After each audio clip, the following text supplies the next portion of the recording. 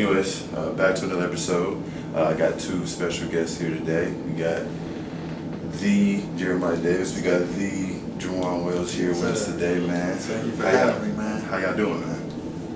How you doing? Doing good, man. Doing good. So, tell us how y'all been spending your quarantine. So for me, I'm still, I guess I'm considered essential. I'm still working. Right. You know, I'm working the YLC with the kids. You know, I ain't doing. That's really all I wake up and look forward to every day, man. Really, like, people, believe it or not, bro, I love that job, bro. So they say it's some bad kids or whatever, this and that, but it's always a background story. You feel me? I'm coming in there and trying to change their life every day. That's all I mean. Shoot, that's cool. That's cool to me. I love it. That's good. How about you?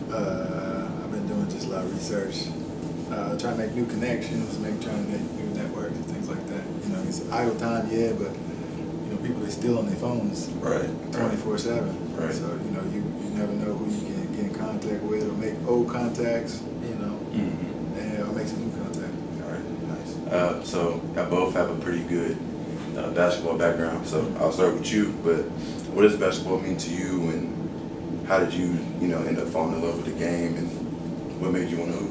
Man, it's crazy because like everybody know my big brother. You know, Monty, he's played in the NBA. Yep, shout out Bonzi. Shout out big brother. Dog, he was crazy. Yes, sir. I just watched that video where he scored 45. I watched it. Mm-hmm. On Dirk. Yeah. He put numbers on Dirk. Facts. But it ain't even just that, like, bro, like, bro, it's crazy. Basketball on my mind constantly, bro. Like, me, because now I'm trying to get into, like, the coaching aspect of things. So, like, bro, I'm, like, thinking, like, how I could be better as a coach in general.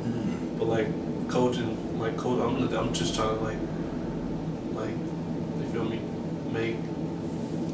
I don't even know, bro. I'm just trying to get better in my craft, especially. Right. And like I'm trying to build these relationships with all these kids and all these, and like I'm trying to instill what people instilled in me into this younger youth, you know. Right. And like basketball more than just hoop, bro. Like you know, I built so many relationships with I got some of my best friends now came through this from hoop, bro. Right. Like it's way more than just a game to me, bro. Like I'm gonna die loving the game for real. Right. I mean everything. Yeah. All right. How about you? So I fell in love with the game, being around my dad. I had a cousin that went to University of Georgia. He would just come back every once in a while, toss me the ball, things like that. And then when I was younger, my dad and my little brother, we would all go to YMCA, we work out almost every day. I'd bring some of my friends. Like when we was younger, like Jamie Drummer, Demar Porter, Nick Osborne, and then obviously my little brother. But we would just do camps and things like that, and try to get better every day. But it's about doing that extra work to try to take you to where you want to go. Right. So yeah, that's where I fell in love with the game at. Is because you get your friends through it, like you said, and you learn communication skills, how to work with others, and all that stuff. Right. Leadership skills and everything like that. That's nice. So what would you say to someone, even in Muncie right now, that wants to hoop, wants to go to that next level, and wants to know how can you get there and not spend too much bread on like trainers or like people who think that they can get you to that level but don't really care? What would y'all say to that person that wants to hoop and they know they want to hoop? Me, I just say, bro, give it your all, bro. If you want to do something, man, I feel like you can do it. Like, back to the YLC thing, I don't want to keep referring back to that, but there's so many kids that are telling me they want to be this. Like, I got a little dude in there talking about he want to be a running back. He in there doing calf raises, all that, bro. I'm like, so dudes, this is work, bro. This is work. Shoot, you don't even gotta have a trainer and all this and that. You can really look up all the YouTube stuff and go do it yourself in the gym. You don't even need a gym. Right. All you need is a basketball, some heart, man. They just gotta realize, you feel me? It's gonna be tough times regardless. Every hooper that ever played the game had a slump. Right. 5 a.m. workouts, they gonna come. If you want to get serious about it, they gonna be there. Just gotta endure all this stuff because the reward, the sacrifice is never gonna be bigger than the reward, bro. Right. So, just all work, trust yourself. Yeah. If I for me, it'd probably be, if they even want to spend money on trainers, I feel like you definitely have to have some role models that you look up to. They're going to give you some advice that somebody else may or may not give you just because you're around them or something like that. So if you're in the field, if you want to play ball, you got to find you a mentor that you want to be like, or something like that. And then catching that wisdom, because they already been through it. So now it's like you got to listen, but probably the hardest part for a teenager or something like that is the listening part. Right. People hard-headed. They hard-headed. Because they just don't know. Yeah, they kids. The kids, and that's for everybody. The listening part is definitely probably what would be the number one. Because you can tell them all you want, but if they don't listen, they'll keep doing the same mistake. But once they finally figure out and listen, okay, this is the step that you need to do to get to this next level. I understand if you don't want to do it, you're not going to listen. But if you want to get to that next level, you got to go do the extra. You got to listen, and it's got to be like the attention to detail. It's got to be perfect. You're right. Yeah, because it's a slim line between making it and not making it. Exactly right. For that next level. And think about it, you only got 4 years. Especially in high school. If that. High school, in the high school realm. If that. You're only playing varsity for 2 years. Most people. 1 year. Right. You gotta be real special or really close with that coach to be playing varsity at that freshman sophomore level. So.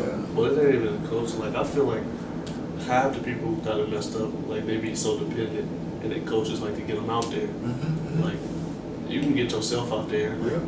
Like you said, those camps, man. You can go out. You can go to, like, you work on your game. If you trust your work, man, go to a camp, play your game, and they gonna notice you, regardless of the fact, man. Everybody see talent. I ain't gonna say everybody see talent, but a coach ain't gonna miss somebody. Ain't gonna miss a diamond in the rough. Right. Exactly. And then I think also I think in my class more towards yours, like the AAU circuit is really huge nowadays. Like now it's like kids don't even play in their high school years really like that. They just focus on more in summer because you get more exposure, especially like if your high school team isn't that good. So I think there's like you guys said, it's a variety of ways that you can become, or get to that next level, or whatever. But I definitely benefited off of AAU. I was probably an AAU baby. Yeah. Because we were probably one of the first classes that they was giving out scholarships in like 8th grade, 9th grade. So we definitely, but it was more of it's an open court. So if you're athletic, you got IQ, that game is gonna go well for you. And then sometimes in high school the game is a little slowed down, things like that. Right. It's more of a system. Especially in Indiana. Right. Yeah, Indiana basketball, it's no shot clock.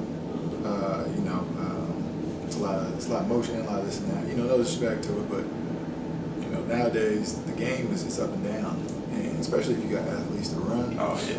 You gotta let them go. But yeah, I definitely benefited off of it. Guys, I definitely got exposure at a young age, and it helped me through to get to where I'm at now. Right. Yeah. So what was y'all's best AAU experience? Man, it's gonna sound weird because we lost, but my senior to be year, going to my summer going to be my senior year. Going into my junior year actually. My AAU team, we solid. We ain't get no exposure because we ain't got no big name, but we win the tournaments every weekend we playing. So our last big tournament would be the Hardwood Classic in Kansas City. Then we went there. We was in Final Four. So Final Four is we played the Iowa Barnstormers, big program out of Iowa. And Harrison Barnes played for them. Yep. And Doug McDermott. Big team. But they tough. They got Coach Fran McCaffrey from Iowa sitting in the front row there. Oh wow. You feel me? I'm nervous, of course. If you're on that team, you going somewhere. Yeah, of course. Yeah, they all did. I'm pretty sure half of them. Pretty sure they had a couple. I think his son put on that team too, because he was in my class. But a couple of them went to Iowa, I'm pretty sure. But yeah, we played them good. First half, I'm playing good. They way bigger than me. I'm a bigger guy, so I'm more like a tweener. So I'm a big and a wing. Right. So I'm down low. I feel like I played a good game, but it was just we was a game away from paying Michael Porter and Trey Young to keep Mo Kid.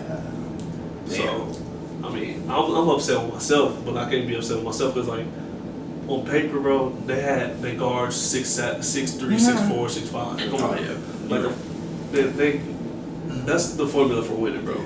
Right. So, I mean, we ended up losing by probably like 20.